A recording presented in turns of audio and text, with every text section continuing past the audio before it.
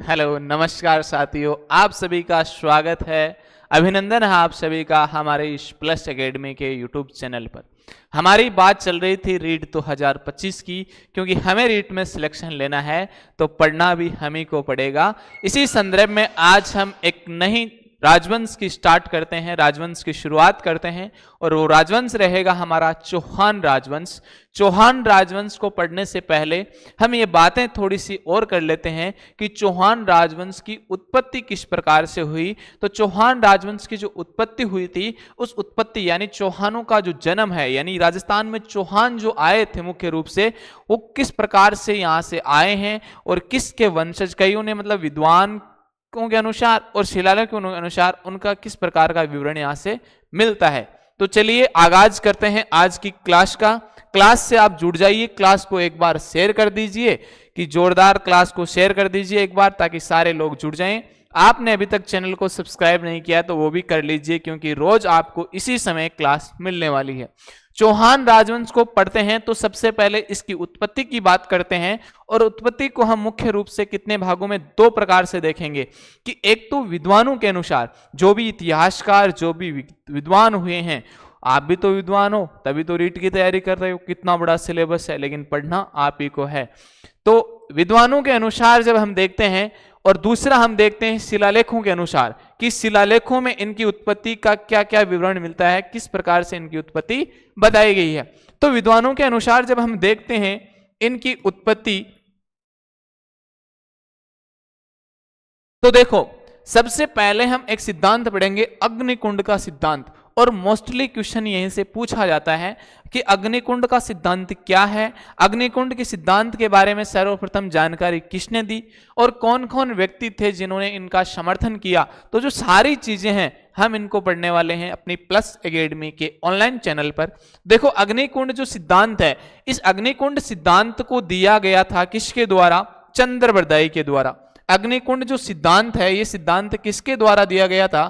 तो ये चंद्रबरदाई के द्वारा दिया गया था। किसके द्वारा? ये दिया गया था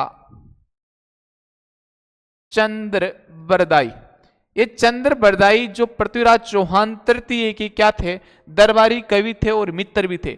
इन्होंने ये सिद्धांत दिया और इस सिद्धांत में इन्होंने लिखा, इन्होंने यह कहा कि आबू पर्वत, जो आबू पर्वत कहां पर है? सिरोही में। कि सिरोही में जो आबू पर्वत है, इस आबू पर्वत पर एक ऋषि रहते थे, एक मुनि रहते थे जिनका नाम था वशिष्ठ मुनि।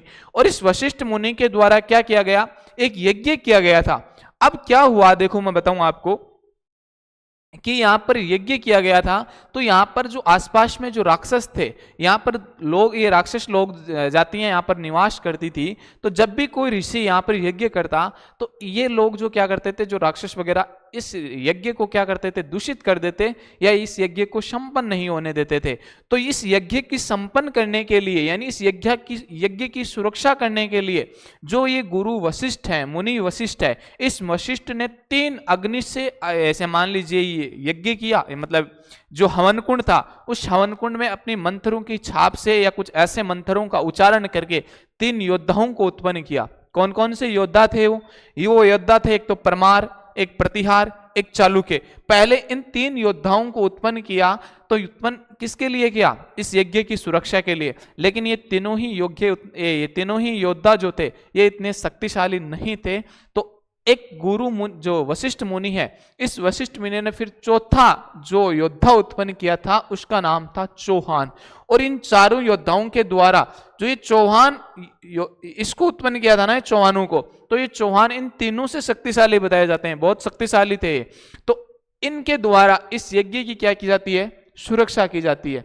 इस यज्ञ की, जो वशिष्ठ मुनि के द्वारा ये यज्ञ किया जाता है आबू पर्वत पर, इस यज्ञ की सुरक्षा के लिए 4 योद्धाओं को उत्पन्न किया। कितने योद्धाओं को? 4 योद्धाओं को। एक आपका था परमार, एक आपका था प्रतिहार, एक आपका चालुक्य, जिनको सोलंकी भी बोला जाता है और मुख्य रूप से गुजरात में ये शासन करते हैं ना। चौहान जो हम मंडोर में पढ़ेंगे, जो हम आपको मुख्य रूप से इनका जो मुख्य क्षेत्र था वो कौन सा था? सांबर था। फिर सांबर से नाडोल जाते हैं, एक शाखा यहाँ से अजमेर जाती है, अजमेर वाली रणथंबोर जाती है, नाडोल से एक शाखा और कहाँ जाती है? आपकी जालोर जाती है। इस प्रकार से यहाँ पर चीजें हम आगे पढ़ेंगे, है ना। तो अग्निकुंड जो सिद्धांत है, सबसे पहले अग्निकुंड का सिद्धांत किसने दिया? चंद्रबरदाई ने दिया। चंद्रबरदाई ने अग्निकुंड सिद्धांत में क्या कहा कि जो चौहान राजवंश है, इस चौहानों की जो उत्पत्ति हुई है, वो उत्पत्ति किससे हुई है? अग्निकुंड से हुई है। यानी यज्ञ कर रहे थे और यज्ञ की जाप के यज्ञ में जो मंत्र बोले जा रहे थे, उस मंत्रों के द्वारा इसकी क्या हुई है? उत्पत्ति हुई है। आप भी जानते हो, साइंस पढ़ते हैं हम भी, आप भी पढ़ते हो, क्या प्रैक्टिकली पॉसिबल होता है ऐसा? अग्नि से कोई व्यक्ति उत्पन्न हो सकता है? नहीं हो सकता। हम प्रैक्टिकली कहते हैं कि प्रैक्टिकली नॉट पॉसिबल, हम ये कहते हैं कि प्रैक्टिकली नॉट पॉसिबल, क्योंकि ऐसा नहीं हो सकता। लेकिन हिस्ट्री में ऐसा कहा गया है, क्योंकि हिस्ट्री में कहा गया है कि आपको लंबी लंबी फेंकनी है, तो कितनी लंबी फेंक सकते हो आप, है ना? तो हमें यह मानना होगा कि यहाँ पर अग्निकुंड से भी क्या हुआ है? उत्पत्ति हुई है। किसकी? मानव की। और मानवों की भी कितने योद्धाओं, कितने वंशों की उत्पत्ति हुई? 4। एक आप कहते परमार, एक आप कहते प्रतिहार, एक आप कहते चालुक्य, और एक थे चौहान। और चौहानों को चाहमान भी बोलते हैं, और सोलंकी जो थे इनको चालुक्य भी बोला जाता है। फिर कालांतर में 2 विद्वान और आते हैं।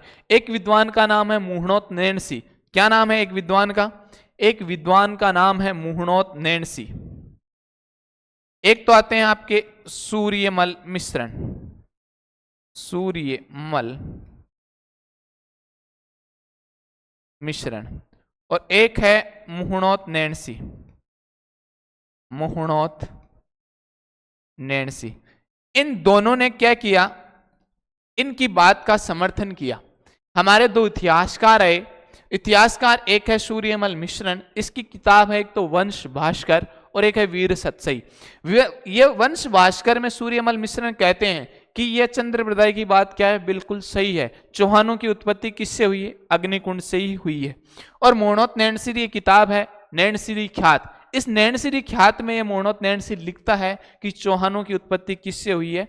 अग्नि से हुई है। यानी अग्नि में जो हवन किया था, उस हवन कुंड में मंत्रों का जाप किया गया था वशिष्ठ मुनि के द्वारा। उस वशिष्ठ मुनि के द्वारा इस यज्ञ की सुरक्षा के लिए 4 योद्धाओं को उत्पन्न किया गया था, जिसमें मुख्य रूप से चौहान। तो चौहानों की उत्पत्ति भी किससे बताई गई है? अग्निकुंड से। तो देखो, अग्निकुंड सिद्धांत किसने दिया? चंद्रबरदाई ने दिया। इसका समर्थन करने वाले कौन कौन थे? तो एक तो सूर्यमल मिश्रण। सूर्यमल मिश्रण ने कहां समर्थन किया? इनकी किताब है कौन सी? वंश भास्कर। इस वंश भास्कर में कहा कि चंद्रबरदाई ने जो बात कही है वो सही है। इनकी उत्पत्ति जो हुई है अग्नि से हुई है, इनका जन्म अग्नि से हुआ है। फिर हमारे एक इतिहास का और आते हैं मुहणोत नैणसी। और मुहणोत नैणसी ने अपनी किताब नैणसी ख्यात में इनका समर्थन किया कि चंद्रबरदाई ने जो बात बोली है वो बिल्कुल सही बात बोली है। इनकी उत्पत्ति किससे हुई है? अग्नि से हुई है। इन व्यक्तियों ने ऐसा मान लिया। तो पहला जो अग्निकुंड का सिद्धांत था ये बिल्कुल सही बात है। और चंद्रबरदाई ने जो अग्निकुंड का सिद्धांत दिया, ये अपनी बुक थी, इनकी एक बुक थी। इस बुक का नाम है पृथ्वीराज रासो। क्या नाम है? पृथ्वीराज रासो। इस पृथ्वीराज रासो ग्रंथ में ये कहते हैं कि यह बात जो है किसमें बताई गई है? पृथ्वीराज रासो में ये सिद्धांत देते हैं अग्निकुंड का सिद्धांत, जिसमें ये कहते हैं कि चौहानों की उत्पत्ति किससे हुई है? अग्नि से हुई है। और ये पृथ्वीराज जो रासो है, ये पृथ्वीराज रासो ग्रंथ लिखना तो स्टार्ट किसने किया है? चंद्रबरदाई ने। और इसको पूरा किसके द्वारा किया गया था? चंद्रबरदाई का जो पुत्र था जलहण, इस जलहण के द्वारा किया गया है। ये चीजें भी आपको ध्यान में रखनी है। पृथ्वीराज रासो की जो भाषा है वो किस भाषा में लिखा गया ग्रंथ है? तो ये डिंगल भाषा में लिखा गया है। और डिंगल में ही मुख्य रूप से खड़ी डिंगल भाषा में लिखा गया ग्रंथ है कौन सा? पृथ्वीराज रासो। तो इतनी चीज आपको ध्यान में होनी चाहिए कि जन्म चौहानों को अग्नि से उत्पन्न करने वाले व्यक्ति कौन कौन? तो 3 व्यक्ति है। एक आपके हैं चंद्रबरदाई, दूसरा आपका आता है सूर्यमल मिश्रण, और तीसरा आपका आता है मुहणोत नैणसी। तीनों की बातें हमने कर ली है। कितने योद्धा? 4 योद्धा, परमार, प्रतिहार, चालुक्य और आपके और कौन से? चौहान। ठीक है। अब हम आते हैं दूसरे, एक विद्वान और आते हैं, कुछ विद्वान और आते हैं जिन्होंने ये कहा कि ये सूर्यवंशी है। यानी भगवान जो राम है, ये राम के जो पुत्र है खुश, उस खुश के वंशज बताए गए हैं कि चौहान तो क्या है? भगवान राम के पुत्र खुश, खुश के वंशज क्या है? और भगवान जो राम थे ये अपने आप को क्या मानते थे, सूर्यवंशी। इस कारण से इनका संबंध किससे बता दिया, सूर्यवंशी से, कि भगवान राम का जो पुत्र था ना खुश, उस खुश के वंशज है कौन, चौहान। ये बताने वाले व्यक्ति कौन है, एक तो आपका आता है जयानक। इस जयानक का ग्रंथ कौन सा है, पृथ्वीराज विजय। पृथ्वीराज विजय में ये बताता है कि जो पृथ्वीराज विजय में ये कहते हैं कि ये किस प्रकार से हैं, सूर्यवंशी, यानी भगवान राम के वंशज बताया है। एक है नयन चंद्र सूरी। अब नयन चंद्र सूरी भी कहता है कि ये भी क्या है, सूर्यवंशी। एक व्यक्ति आता है नरपति नालय, और एक आता है जोधराज। जोधराज का ग्रंथ कौन सा है, सारंगधर, सॉरी, और एक है गौरी शंकर ओझा। इनके द्वारा ये बात बताई गई है कि ये कैसे हैं, सूर्यवंशी है। देखो जयानक जो है, ये जयानक अपना ग्रंथ, इनका एक ग्रंथ है पृथ्वीराज विजय। कौन सा ग्रंथ है जयानक का, पृथ्वीराज विजय में लिखता है। और नयन चंद्र सूरी का है हमीर महाकाव्य। कौन सा है, हमीर महाकाव्य। और नरपति नालय का है विशल देव राशो। देखो इनकी थोड़ी सी बात भी कर लेते हैं। अगर ग्रंथों की मैं बात करूं तो ये मैं मिटा रहा हूं एक बार, है ना, क्योंकि इसकी हमने चर्चा कर ली है। इनके ग्रंथ जो है ये है पृथ्वीराज विजय, पृथ्वीराज विजय। इसका ग्रंथ है नयन चंद्र सूरी का विशल देव।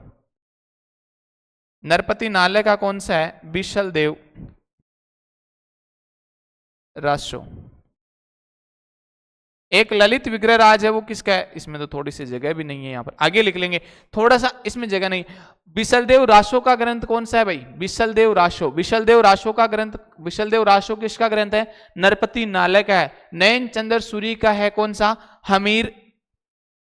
नयन चंद्र सूरी का कौन सा ग्रंथ है, इसका है हमीर महाकाव्य। कौन सा है, हमीर महाकाव्य। जोधराज का कौन सा है, हमीर जोधराज। जोधराज का ग्रंथ हमीर राशो। कौन सा ग्रंथ है, हमीर राशो। तो ये हमीर राशो किसका हो जाएगा, जोधराज का हो जाएगा ना, हमीर राशो। और देखो गौरी शंकर हीराचंद ओझा है। इस गौरी शंकर हीराचंद ओझा की हमने पहले ही बात कर ली थी कि इसका एक ग्रंथ है प्राचीन भारतीय लिपिमाला। तो इन जो व्यक्ति है, इन व्यक्तियों ने किसको बताया, सूर्यवंशी को। देखो थोड़ी सी एक बार हम बात कर लेते हैं कि जो सूर्यवंशी है, सूर्य चौहानों को सूर्यवंशी बताने वाले व्यक्ति कौन कौन है, विद्वान कौन कौन है। तो ये कुछ विद्वान है जिनमें जयानक आता है, नयन चंद्र सूरी है, नरपति नालय है, जोधराज है, और गौरी शंकर हीराचंद ओझा है। ये गौरी शंकर हीराचंद ओझा भी कहता है कि ये क्या है, सूर्यवंशी। सूर्यवंशी यानी भगवान राम के वंशज बताए हैं। और भगवान राम के भी जो खुश है, राम का पुत्र कौन है, दो पुत्र थे, लव और कुश। कुश जो है, इस खुश के वंशज बताए हैं किसको, चौहानों को। तो इनको सूर्यवंशी से संबंध। देखो क्वेश्चन किस प्रकार से पूछा जाएगा आपसे क्वेश्चन मोस्टली ये पूछा जाएगा कि ये बताइए कि चौहान शासकों को सूर्यवंशी बताने वाले विद्वान कौन कौन थे। तो आपको तीन ऑप्शन, जयानक दे दिया, आपको जयानक दे दिया, नयन चंद्र सूरी दे दिया, नरपति नालय दे दिया, और एक आपको दे दिया जैसे मान लीजिए चंद्रवरदाई, या आपको मुहणोत नैणसी या सूर्यमल मिश्रण दे दिया। तो आपको पता है कि सूर्यमल मिश्रण ने तो क्या बताया है, अग्निकुंड का सिद्धांत का समर्थन किया है। मुहणोत नैणसी ने भी अग्निकुंड का सिद्धांत का समर्थन किया है। और चंद्रवरदाई ने तो अग्निकुंड सिद्धांत दिया है किसमें, पृथ्वीराज रासों में। तो ये चीज आपको पता है, तो इस प्रकार से क्वेश्चन पूछे जाते हैं। अब देखो विदेशी मत। विदेशियों की संतान कर्नल जेम्स टोड ने बताई है कि चौहान जो है ये शक सीपियन जाति के हैं, शक सीपियन जाति के बताएं। किसके बताएं, शक सीपियन जाति के बताएं, लिखा हुआ भी है ना। वीए स्मिथ भी बताता है कि ये विदेशियों की संतान है। और विलियम क्रुक तो कर्नल टोड की पुस्तकों का क्या करता था, प्रकाशन करता था। तो इसलिए विलियम क्रुक ने भी किसका समर्थन कर दिया, कर्नल जेम्स टोड का समर्थन कर दिया। और कर्नल जेम्स टोड का समर्थन करते हुए कहते हैं कि ये तो लोग जो थे, चौहान जो राजवंश थे, ये चौहान राजवंश तो कैसा था, विदेशियों की संतान है। कहां की संतान है, विदेशियों की। और विदेशियों में भी बात करें तो मध्य एशिया से आई हुई संतानों की बात करते हैं ना। तो देखो विदेशियों की संतान किस किसने, कर्नल जेम्स टोड ने, वीए स्मिथ में, और विलियम क्रुक ने। किसकी संतान बताइए, विदेशियों की। सीधा सीधा फैक्ट, सीधा सीधा क्वेश्चन आता है कि किन विद्वानों ने चौहान राजवंशों को या चौहान शासकों को विदेशियों की संतान बताइए, तो आपको एक ऑप्शन ये दे देगा और 3 कोई और दे देगा, तो आपको सही करना है जो ये दिया है ना। अब देखो ब्राह्मण वंशीय, यानी इन्हें वत्स गोत्रीय ब्राह्मण भी बताया गया है या ब्राह्मणों की संतान भी बताया गया है कि चौहान जो थे वो पहले ब्राह्मणों की संतान थे और कालांतर में ये चौहान जो है इन्हीं को हम पढ़ते हैं, जैसे अजमेर है, सांबर है, नाडोल है, पाली वाला ना। तो ब्राह्मण वंशीय बताने वाला यानी दशरथ शर्मा, 2 व्यक्ति आते हैं, दशरथ शर्मा और गोपीनाथ शर्मा। ये दोनों क्या है, शर्मा है, तो इन्होंने कहा कि ये तो हमारे ही हैं, क्या हमारे ही वंशज के हैं ना, तो इन्होंने कह दिया कि ये ब्राह्मण वंशीय। दशरथ शर्मा जो बताता है ना, ये बताता है बिजोलिया शिलालेख के आधार पर। इसके आधार पर जो बिजोलिया शिलालेख मिला था ना, ये बिजोलिया जो शिलालेख मिला था, इस शिलालेख के आधार पर ये बताता है ना। और बिजोलिया शिलालेख कहां से मिला था, बिजोलिया भीलवाड़ा से मिला था ना। और इस बिजोलिया भीलवाड़ा से शिलालेख मिला था, तो इस बिजोलिया शिलालेख की हम आगे बात करेंगे, ठीक है ना। 1170 का है, सोमेश्वर चौहान के द्वारा उत्कीर्ण किया गया था। भाषा कौन सी, इसकी संस्कृत है, लेखक कौन है, गुणभद्र है, सारी चीजें हम पढ़ेंगे आगे चलकर, है ना। ऐसी बात नहीं है कि हमें आता नहीं है ना। तो ब्राह्मण वंशीय, अब ब्राह्मण वंशीय में देखो कौन कौन से हैं, किस किसने कहा, दशरथ शर्मा, गोपीनाथ शर्मा, इन मुख्य रूप से तो ये 2 व्यक्ति है। फिर इनका समर्थन कौन करता है, डी.आर. भंडारकर।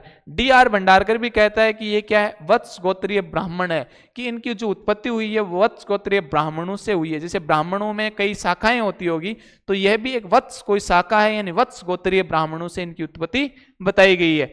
और दशरथ शर्मा जो वत्स गोत्रीय ब्राह्मण बताता है, ये बिजोलिया शिलालेख के अनुसार बताता है, ये चीज भी थोड़ी सी ध्यान रखना। फिर देखो शिलालेखों के अनुसार हम बात कर लेते हैं कि शिलालेखों के अनुसार इनकी उत्पत्ति किस प्रकार से बताई गई है। तो शिलालेखों के अनुसार देखें तो बिजोलिया शिलालेख जो था, ये बिजोलिया शिलालेख में इन्हें वत्स गोत्रीय ब्राह्मण बताया है। और ये बिजोलिया शिलालेख किसके द्वारा लिखाया गया था, सोमेश्वर के द्वारा। सोमेश्वर चौहान जो थे, ये सोमेश्वर चौहान पृथ्वीराज चौहान तृतीय के पिता थे।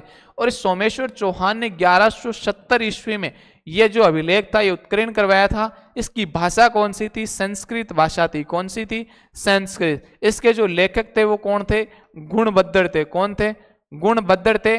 और इसमें गुणभद्र थे ना। और इस अभिलेख में चौहान शासकों को क्या बताया गया है, वत्स गोत्रीय ब्राह्मण बताया गया है। किसमें, बिजोलिया अभिलेख में, जो सोमेश्वर चौहान ने उत्कीर्ण करवाया। मिला कहां से, बिजोलिया से मिला है। बिजोलिया मेवाड़ के अंतर्गत यानी भीलवाड़ा के अंतर्गत आता था और मेवाड़ रियासत का हिस्सा हुआ करता था ना उस बाद में, ये पहले की बातें। देखो रायपाल जो है ये एक, देखो रायपाल का सेवाड़ी अभिलेख, ये रायपाल जो है ना पाली नाडोल वाला, नाडोल में चौहानों की स्थापना कौन करता है, वाकपति राज का जो पुत्र है लक्ष्मण देव, वो लक्ष्मण देव करता है कब, 960 ईस्वी के लगभग। नाडोल चले जाते हैं ना, सांबर से वो कहां चले जाते हैं, नाडोल चले जाते हैं। नाडोल में चौहान राजवंशों की स्थापना करता है, आगे बात करेंगे। उसी का एक शासक हुआ करता था रायपाल। उस रायपाल का सेवाड़ी अभिलेख मिला है पाली से। और इसमें चौहानों को इंद्रवंशी बताया गया है कि ये तो इंद्र के वंशज है, इंद्रवंशी बताया गया है। यानी चौहान जो हैं, ये चौहान तो क्या है, इंद्र के वंशज है। आपसे वेरी वेरी इंपॉर्टेंट क्वेश्चन पूछा जा सकता है कि किस अभिलेख में चौहानों को इंद्र के वंशज बताया गया है। तो ये रायपाल का सेवाड़ी अभिलेख है, ये पाली से मिला है और इसमें चौहानों को इंद्रवंशी बताया गया है। फिर 2 अभिलेख और मिले, एक तो आबू के अचलेश्वर अभिलेख और एक मिला हास्य अभिलेख हिसार से। जो आबू का अचलेश्वर जो शिलालेख मिला है ये सिरोही में है ना, आबू कहाँ है, सिरोही में, तो ये सिरोही से मिला। हास्य अभिलेख हिसार से मिला है, कहां से मिला है, ये हिसार से मिला है, हिसार। और हिसार कहां है, ये हरियाणा में है, HR हरियाणा, है ना। और इन दोनों में कहा है चंद्रवंशीय, क्या कहा है कि ये तो क्या है देखो सबसे पहले हमने बात की है ब्राह्मण वंशीय। ब्राह्मण वंशीय में बताने वाले यानी ब्राह्मणों की संतान बताने वाले कौन, कितने व्यक्ति, 3 व्यक्ति। कौन कौन से, दशरथ शर्मा, गोपीनाथ शर्मा और एक D.R. भंडारकर। ये कहते हैं कि चौहान जो शासक थे, ये चौहान शासक ब्राह्मण थे, यानी वत्स गोत्रीय ब्राह्मणों की संतान बताते हैं। कौन, ये दशरथ शर्मा, गोपीनाथ शर्मा और एक आता है D.R. भंडारकर। आपका जो दशरथ शर्मा है ये बिजोलिया अभिलेख के अनुसार इन्हें क्या कहता है, वत्स गोत्रीय ब्राह्मण बताता है। फिर हमने बात की है शिलालेखों के अनुसार, तो एक बिजोलिया शिलालेख मिला है, जिस बिजोलिया शिलालेख में इन्हें क्या बताया गया है, वत्स गोत्रीय ब्राह्मण बताया गया है। उल्लेख जो उत्कीर्ण करवाया था बिजोलिया शिलालेख को, किसने, सोमेश्वर चौहान के द्वारा करवाया गया। कब करवाया गया, 1170 ईस्वी के द्वारा करवाया गया था। किसके मतलब लेखक कौन था, गुणभद्र था। भाषा कौन सी थी, संस्कृत थी। मिला कहां से, बिचौलिया से मिला है। और इसको बाद में पार्श्वनाथ मंदिर के पास में किसने लगाया था, लोलाक्ष श्रावक ने लगाया था ना, तो ये भी आपको ध्यान में रखना है। फिर एक बिजोली रायपाल का सेवाड़ी, रायपाल जो पाली का शासक, नाडोल पाली का शासक हुआ करता था, उस पाली के शासक ने सेवाड़ी अभिलेख लिखवाया है, और इस अभिलेख में इन्हें इंद्र वंशीय बताया गया है। तो इंद्र, भगवान इंद्र के वंशज है कौन, चौहान। फिर एक आबू जो सिरोही में है, वहां से एक अभिलेख मिला है, अचलेश्वर अभिलेख। इस अचलेश्वर अभिलेख में क्या बताया है, चंद्रवंशीय बताया है। और एक हास्य अभिलेख हिसार हरियाणा से मिला है, इसमें भी चौहानों को क्या बताया गया है, चंद्रवंशीय बताया गया है। इनकी जानकारी के स्रोतों की हम बात कर लेते हैं कि इनकी जानकारी, चौहान राजवंश की जो जानकारी देने वाले कुछ ग्रंथ हैं, उन ग्रंथों की हम बात कर लेते हैं। देखो, पृथ्वीराज रासो के ग्रंथ, पृथ्वीराज रासो जो है, इस रासो के लेखक कौन है, चंद्रबरदाई। जिस चंद्रबरदाई ने अग्निकुंड का सिद्धांत दिया, चौहानों को अग्नि से उत्पन्न बताया है कि चौहानों की उत्पत्ति या चौहानों का जन्म तो किससे हुआ है, अग्नि से हुआ। अग्नि से किसी का भी जन्म पॉसिबल नहीं होता। अगर ऐसा होता है तो हम साइंस क्यों पढ़ते हैं, साइंस में तो हमें यह पढ़ाया जाता है कि जो एक्स गुणसूत्र, वाई गुणसूत्र, इनके द्वारा यानी व्यक्ति का क्या होता है, जन्म होता है। लेकिन ये तो भाई साहब पूरी साइंस ही फेल कर देता है। यहाँ पर तो चंद्रबरदाई पूरी साइंस को ही फेल करके रख देता है। चंद्रबरदाई कहता है कि नहीं, अग्नि से उत्पत्ति हुई थी, तो अब कर ले, ठीक है ना। तो हिस्ट्री का मतलब क्या होता है, हिस्ट्री में फेंकनी होती है लंबी लंबी, है ना। तो हिस्ट्री में कुछ भी हो उसको सही मानना है, क्योंकि पेपर में प्रश्न आएगा तो अपने को उसी के आधार पर आंसर देने होंगे। अपने को 2 नंबर का जुगाड़ करना है भाई अपना, है ना। 2 नंबर का जुगाड़ करना है कि 2 नंबर आ जाए, हमारा पेपर क्लियर हो जाए, हम नौकरी लग जाए। क्योंकि मैंने बोला था ना पिछली क्लास में ये बात कि हर कामयाब औरत के पीछे, हर कामयाब आदमी के पीछे औरत का हाथ होता है। लेकिन अब तो भाई साहब आदमी को ही कामयाब होना पड़ता है पहले, बाद में कोई औरत हाथ लगती है, वरना तो औरत का कोई अत्ता पता ही नहीं है ना। पृथ्वीराज रासो के लिए कौन, पृथ्वीराज रासो के द्वारा, पृथ्वीराज रासो किसने लिखा था, चंद्रबरदाई ने लिखा था। जयनायक का एक ग्रंथ है पृथ्वीराज विजय, जयनायक ने कौन सा ग्रंथ लिखा, पृथ्वीराज विजय लिखा। बिसलदेव रासो नरपति नाले ने लिखा। ललित विग्रहराज सोमदेव ने लिखा। हमीर रासो जोधराज ने लिखा। जोधराज का ग्रंथ कौन सा है, हमीर रासो है। इस जोधराज ने क्या कहा है, सूर्यवंशी, क्या कहा है, सूर्यवंशी, है ना। नरपति नालय ने भी कहा था ना, नरपति नालय, इसने भी सूर्यवंशी कि ये उत्पत्ति किससे बताई है, सूर्यवंशी, यानी भगवान राम के वंशज बताते हैं। नयन चंद्र सूरी, ये नयन चंद्र सूरी भी कहता है क्या, सूर्यवंशी। तो ये चीजें थोड़ी सी आपको याद रख लेनी है, 5-4 व्यक्ति। और नयन चंद्र सूरी का ग्रंथ है हमीर महाकाव्य। कौन सा ग्रंथ है, हमीर महाकाव्य। हमीर हट जो ग्रंथ है वो चंद्रशेखर ने लिखा था। किसने लिखा था, चंद्रशेखर। आराम से याद हो सकता है, देखो हमीर हट। चंद्रशेखर आजाद हुए थे ना, चंद्रशेखर भी हट्टी थे, बहुत खतरनाक जिद्दी। आजाद जो थे, आजाद हट्टी थे, हट कर लिया था उन्होंने। इस प्रकार से हमीर हट किसने लिखा था, चंद्रशेखर ने। किसने लिखा, और इस हमीर हट चंद्रशेखर ने एक ग्रंथ और लिखा है, कौन सा, सुरजन चरित्र। कौन सा, सुरजन चरित्र। तो हमीर हट के 2 ग्रंथ है, इसे चंद्रशेखर के 2 ग्रंथ है, एक तो हमीर हट और एक सुरजन चरित्र। किसके हैं, चंद्रशेखर के हैं। पृथ्वीराज रासो किसका लिखा हुआ है, चंद्रबरदाई का। पृथ्वीराज विजय किसका है, जैनक का। विशलदेव रासो किसका है, नरपति नाले का। ललित विग्रहराज किसका है, ललित विग्रहराज सोमदेव का है। और हमीर रासो किसका है, नयन चंद्र सूरी का है। हमीर महाकाव्य किसका है, हमीर महाकाव्य जोधराज का है। किसका है, सॉरी, हमीर महाकाव्य किसका है, नयन चंद्र सूरी का है। और हमीर रासो किसका है, जोधराज का। और हमीर रासो देखो 2 लिखा गया था। हमीर रासो एक तो सारंगधर ने लिखा है और एक लिखा है जोधराज ने। एक ग्रंथ 13वीं शताब्दी में और एक ग्रंथ 18वीं शताब्दी में लिखा गया है। तो ये चीजें ध्यान रखना। हमीर रासो 2 व्यक्तियों ने लिखा है, एक तो सारंगधर ने लिखा है और एक जोधधर ने भी लिखा है ना। हमीर महाकाव्य नयन चंद्र सूरी का है। हमीर हट सुरजन चरित्र चंद्रशेखर का है। हमीर छड़ा राजरूपक का है। हमीरायण जो ग्रंथ है वो भांडव व्यास का है। हमिरायण किसका है? पांडव व्यास का है। याद करेंगे, साथ साथ में याद हो जाएंगे, कोई बड़ी बात नहीं है। याद करवाने की मेरी गारंटी है भाई, मैं याद करवाऊंगा, जितना पढ़ाऊंगा उतना आपको क्लास में ही याद करवा दूंगा। आपको एक्स्ट्रा बर्डन लेकर जाने की जरूरत नहीं है कि हम बाद में पढ़ेंगे। मेरे साथ में बस शर्त इतनी सी है कि आपको मेरे साथ साथ बोलना है। जब हम इतनी मेहनत कर रहे हैं, प्लस एकेडमी आपके लिए इतनी मेहनत कर रही है, तो आपका यह फर्ज बनता है कि आपको मेहनत करनी है। और साथ ही कितने एक दिन हम बार बार जो भी भर्तियां आएंगी उनके पीछे लगेंगे। एक बार अच्छे से पढ़ना है, पढ़ लो, सिलेक्शन लेना है ले लेंगे, उसके बाद में मजे ही मजे, क्यों रोज रोज की टेंशन है? नहीं पढ़ना है तो छोड़ दो। हमीर बंधन किसका है? अमृत कैलाश का है। किसका है? अमृत कैलाश का। कान्हड़देव प्रबंध किसके द्वारा लिखा गया है? पद्मनाभ के द्वारा।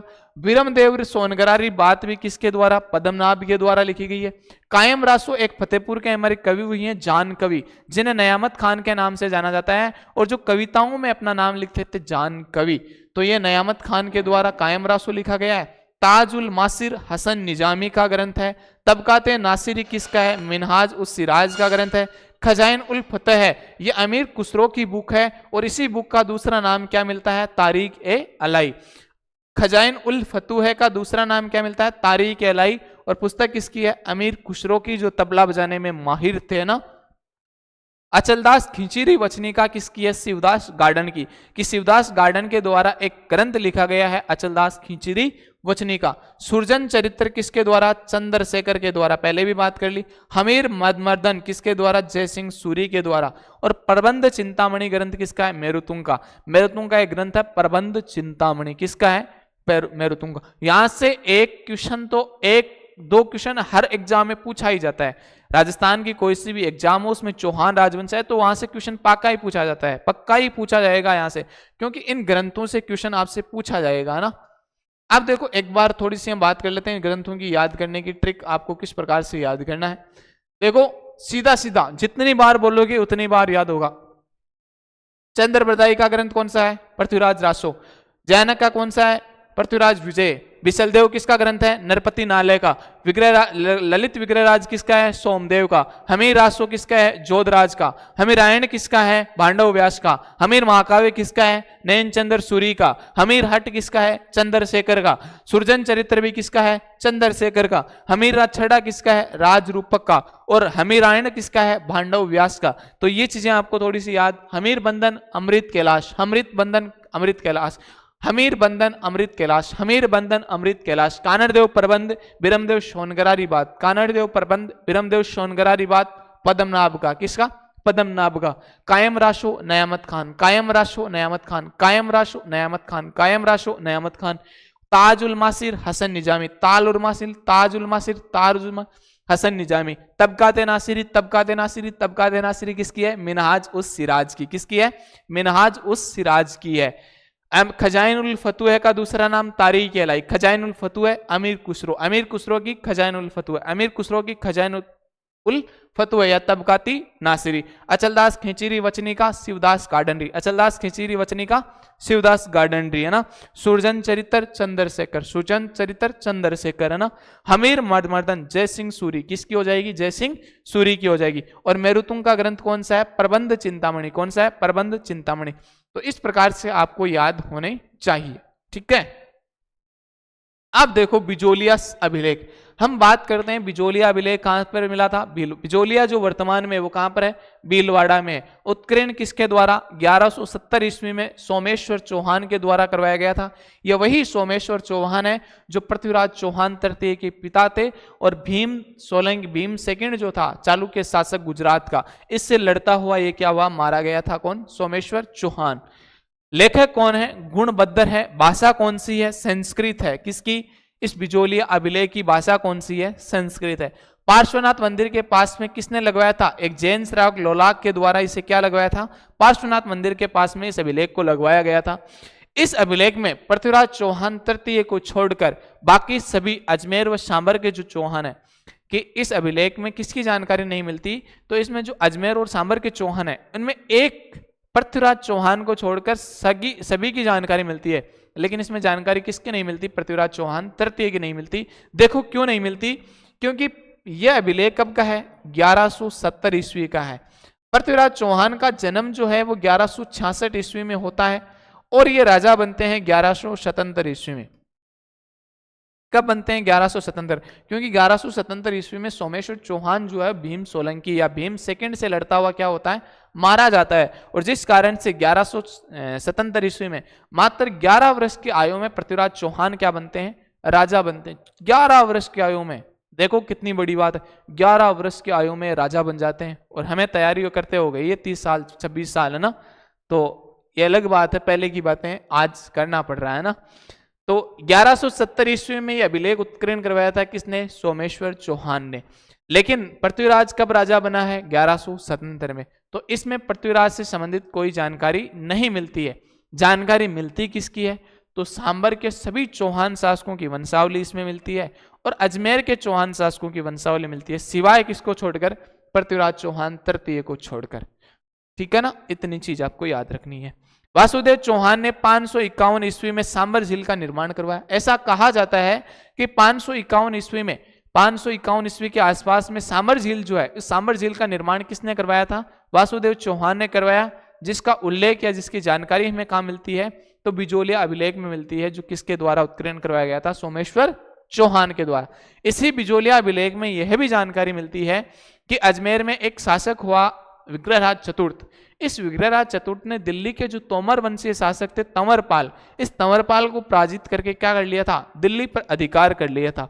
तोमर वंशीय शासक तंवरपाल को पराजित कर दिल्ली पर अधिकार करने वाला शासक कौन था? तो विग्रहराज चतुर्थ था, जिन्हें बिसलदेव के नाम से भी जाना जाता है। और बहुत ही शक्तिशाली शासक थे, है ना, अच्छे शासक थे। इस बिजोलिया अभिलेख में कुछ प्राचीन स्थल मिलते हैं, कुछ स्थान मिलते हैं जिनके प्राचीन नाम है। देखो, सांबर का मिलता है सपादलक्ष, और इस सांबर को क्या बोलते हो आप? शाकंबरी भी बोलते हो ना, शाकंबरी। इससे शाकंबरी भी कहा जाता है। ठीक है, जैसे बीनमाल है, इस बीनमाल को आप क्या कहते हो? श्रीमाल। बीनमाल का जो प्राचीन नाम मिलता है वो में क्या मिलता है? श्रीमाल मिलता है। जालोर का जाबालीपुर क्या मिलता है? जाबालीपुर। और इसका जलालाबाद किसके द्वारा किया गया था? वो भी हम बात करेंगे। बिजोलिया का क्या मिलता है? विजयावली मिलता है। उपरमाल का पुराना नाम क्या मिलता है? उत्तमाद्री मिलता है। नागौर का अहिछत्रपुर, नागौर का अहिछत्रपुर मिलता है। और बीकानेर का जांगल प्रदेश, बीकानेर का जांगल प्रदेश। कल परसों सीईटी में प्रश्न आया कि जैसलमेर का प्राचीन नाम क्या है? जैसलमेर। तो इस जैसलमेर का प्राचीन नाम क्या था? मांड था, है ना। क्या नाम मिलता है? मांड मिलता है। और गंगानगर जो हनुमानगढ़ वाला क्षेत्र है, इसको योद्धेय प्रदेश कहते थे। किसको? गंगानगर और हनुमानगढ़ वाला जो क्षेत्र है उसको योद्धेय प्रदेश के नाम से जाना जाता था। तो बिजोलिया अभिलेख में क्या क्या नाम मिलते हैं? इसका प्राचीन नाम मिलता है, एक तो सांबर का सपादलक्ष मिलता है, भीनमाल का श्रीमाल मिलता है, जालोर का जबालीपुर मिलता है, और बिजोलिया का विजयावली मिलता है, उपरमाल का उत्तमाद्री मिलता है, नागौर का अहिछत्रपुर मिलता है, और बीकानेर का क्या मिलता है? जांगल प्रदेश इसका नाम मिलता है। तो ये चीज। फिर देखो, चौहानों का जो मूल केंद्र था, यानी वासुदेव चौहान ने सबसे पहले चौहान राजवंश की स्थापना की है। कहाँ करते हैं? तो ये सांबर में, सांबर झील के आसपास में ही चौहान वंश की क्या करते हैं? स्थापना करते हैं। और चौहानों का जो मूल केंद्र था वो कौन सा था? सांबर। और इस सांबर को क्या बोलते हैं? सपादलक्ष बोला गया। सपादलक्ष इसलिए बोला गया है क्योंकि 1.25 लाख गांवों का जो समूह होने के कारण इसे क्या बोला गया था? सांबर कहा गया है ना, 1.25 लाख। ऐसा कहा जाता है कि यहाँ पर 1.25 लाख गांवों का जो समूह होने के कारण इसे क्या बोला गया है? सांबर कहा गया। इनकी जो प्रथम, चौहानों की जो प्रथम राजधानी थी, वो प्रथम राजधानी कहां पर थी? अहिछत्रपुर नागौर थी। कौन सी थी? अहिछत्रपुर नागौर हुआ करती थी। तो ये चीज भी आपको थोड़ी सी ध्यान में रखनी है। तो आज की बातें हमने क्या की है, थोड़ी सी हम फिर से चर्चा कर लेते हैं कि आज की बात एक बार रिवाइज कर लेते हैं कि हमने क्या क्या पढ़ा अभी तक। देखो, हमने चौहानों की उत्पत्ति के संबंधित बात की कि चौहानों की उत्पत्ति 2 प्रकार से पढ़ते हैं, एक तो विद्वानों के अनुसार और एक शिलालेखों के अनुसार। विद्वानों के अनुसार हमने बात की कि सबसे पहला विद्वान चंद्रवृदा आया। चंद्रवृदा ने अपने ग्रंथ पृथ्वीराज रासो में ये कहा, क्या कहा? कि इनकी उत्पत्ति अग्निकुंड से हुई है। और इनका यह कहना है कि आबू पर्वत पर एक ऋषि रहते थे, वशिष्ठ मुनि, और इस वशिष्ठ मुनि ने आबू पर्वत पर एक यज्ञ किया था। उस यज्ञ की सुरक्षा के लिए इन्होंने 4 योद्धाओं को उत्पन्न किया, जिनमें परमार, प्रतिहार, चालुक्य और चहामान। और इनका समर्थन बाद में कौन करते हैं? कहते हैं कि इनका समर्थन एक तो सूर्यमल मिश्रण, सूर्यमल मिश्रण, एक तो अपना सूर्यमल मिश्रण और एक आता है मुहणोत नैणसी। कौन? मुहणोत नैणसी। ये नैणसी भी क्या करता है, यहां पर इनका समर्थन करता है। तो ये दो जो हैं, ये दो लोग आते हैं, यानी दो इतिहासकार मुहणोत नैणसी और सूर्यमल मिश्रण क्या करते हैं, चंद्रबरदाई का समर्थन करते हैं कि हाँ इनका जन्म अग्नि से ही हुआ है। कौन? कितने विद्वान हो गए? 3 विद्वानों ने अग्निकुंड का समर्थन किया। कौन कौन? चंद्रबरदाई, मुहणोत नैणसी और सूर्यमल मिश्रण। सूर्यमल मिश्रण करता है इनका ग्रंथ है वंश भास्कर, और मुहणोत नैणसी करता है इनका ग्रंथ कौन सा है, नैणसी ख्यात। आपको जल्दी जल्दी रिवाइज करना है। फिर एक कुछ विद्वान और आए जिन्होंने कहा कि नहीं, इनका जन्म अग्नि से नहीं हुआ, ये तो भगवान राम के वंशज हैं, यानी सुख जो राम का पुत्र खुश है उस खुश के वंशज हैं। और जो भगवान राम वाला जो वंश था ये अपने आप को क्या मानते थे, सूर्यवंशी। इस कारण के इनका संबंध किससे जोड़ दिया, सूर्यवंशियों से। तो एक तो जयानक आता है जो अपने ग्रंथ पृथ्वीराज विजय में कहता है कि इनका संबंध किससे है, सूर्यवंशी।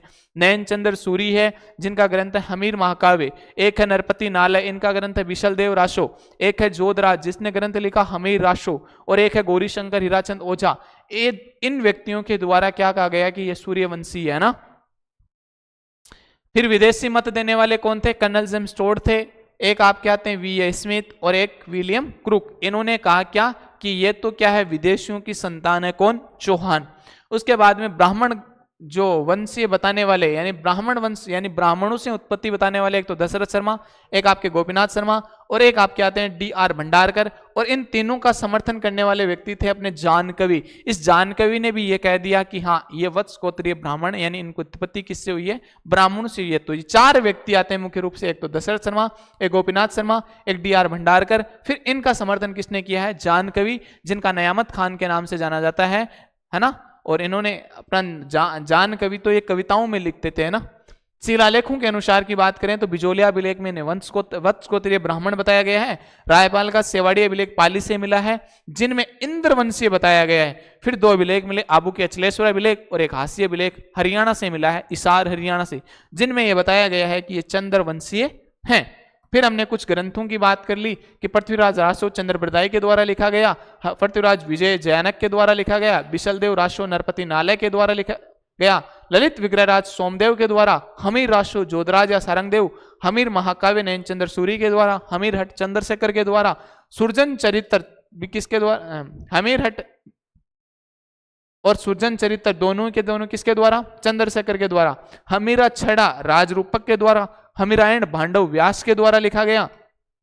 फिर हमने बात की हमीर बंधन की, तो अमृत कैलाश के द्वारा लिखा गया, कानरदेव प्रबंध और बिरमदेव सोनगरारी बात पदमनाभ लिखता है, कायम रासो नयामत खान लिखता है, ताज उल मासिर हसन निजामी लिखता है, तबकात नासिरी मिनहाज उल सिराज लिखता है, खजाइन उल फतोह और तारीख एलाई ये अमीर खुसरो का ग्रंथ है। अमीर खुसरो की एक पुस्तक है तारीख एलाई, और इसी किताब का दूसरा नाम क्या है, खजाइन उल फतोह। किसकी है, अमीर खुसरो की।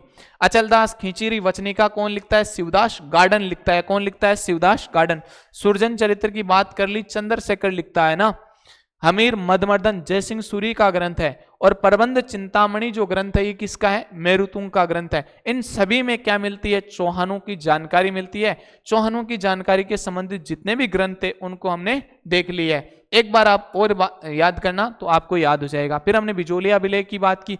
बिजोलिया अभिलेख कब का है, 1170 का है। किसके द्वारा उत्कीर्ण करवाया गया था, सोमेश्वर चौहान के द्वारा। इस सोमेश्वर चौहान के द्वारा जब उत्कीर्ण करवाया गया था, इसका लेखक कौन था, गुणभद्र था। इसकी भाषा कौन सी है, संस्कृत भाषा है।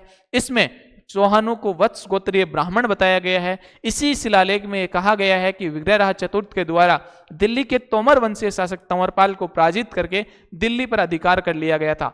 और इस बिजोलिया अभिलेख में अजमेर व सांबर के सभी चौहान शासकों की वंशावली मिलती है, केवल और केवल पृथ्वीराज चौहान तृतीय को छोड़कर, क्योंकि पृथ्वीराज चौहान तृतीय 1177 ईस्वी में राजा बनता है, जबकि ये शिलालेख कब का है, 1170 का है। और पृथ्वीराज चौहान कब राजा बनता है, 1177 ईस्वी में। और इसी बिजोलिया अभिलेख में जानकारी मिलती है कि चौहान राजवंश का जो संस्थापक था वासुदेव चौहान, इस वासुदेव चौहान ने 551 ईस्वी के लगभग यहाँ पर सांबर झील का क्या करवाया था, निर्माण करवाया गया था। यहाँ पर कुछ इसके बिजोलिया अभिलेख में ही कुछ प्राचीन नाम मिलते हैं, जैसे सांबर का सपादलक्स, भीनमाल का श्रीमाल, जालोर का जवालीपुर, बिजोलिया का विजयावली, उपरमाल का उत्तमाद्री, नागौर का अहि छतरपुर और बीकानेर का क्या मिलता है, जांगल प्रदेश। तो ये चीजें थी अपनी क्या, चौहान राजवंश की उत्पत्ति के बारे में जाना, चौहान राजवंश की सिद्धांतों के बारे में जाना कि चौहान राजवंश की जो जानकारी है वो किस किस ग्रंथ से और किस किस अभिलेखों से मिलती है। इसके अलावा अब हम कल विधिवत रूप से अपनी शुरुआत करेंगे, क्योंकि चौहानों का जो मूल केंद्र था वो शांभर। तो हम अगली क्लास में शांभर के जो चौहान है, चौहान शासकों की बात करेंगे कि यहाँ पर किस प्रकार से जो चौहान शासक हैं उन्होंने अपना राज्य स्थापित किया और किस किस प्रकार से शासन किया। तब तक के लिए धन्यवाद। जय हिंद, जय भारत। पढ़ते रहिए, मस्त रहिए और अपनी तैयारी को एक नई उड़ान देने के लिए प्लस एकेडमी के साथ में जुड़े रहिए। धन्यवाद।